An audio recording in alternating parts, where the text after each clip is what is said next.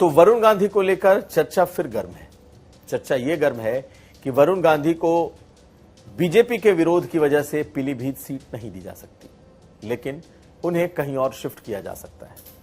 और एक चर्चा यह भी है कि पार्टी का शीर्ष नेतृत्व तो शायद उन्हें रायबरेली से लड़ने को कह दे, या फिर मेनका गांधी को रायबरेली से लड़ने को कह दे, क्योंकि अगर गांधी परिवार वहां से चुनाव नहीं लड़ेगा तो फिर हो सकता है कि इन दोनों में से किसी एक नेता को वहां से लड़ने को कह दिया जाए।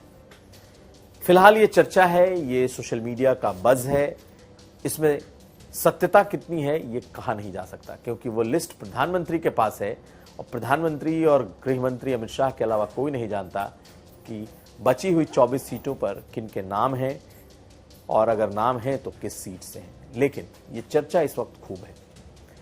खैर, अखिलेश यादव ने एक तरीके से, जिसकी बात हम लोग लगातार कर रहे हैं, कि अब वरुण गांधी के लिए मुश्किलें खड़ी कर दी हैं। उन्होंने अपना कैंडिडेट भगवत शरण गंगवार को पीलीभीत से उतार दिया है। लेकिन भगवत शरण गंगवार को पीलीभीत से उतारने के बावजूद समाजवादी पार्टी के इस उम्मीदवार का एक बयान सामने आया और उन्होंने कहा कि अगर अखिलेश यादव एक बार भी इशारा कर देंगे तो वो अपनी टिकट, वो अपनी उम्मीदवारी वापस ले लेंगे और वरुण गांधी को वो पूरे जोशो खरोश से चुनाव लड़ाएंगे।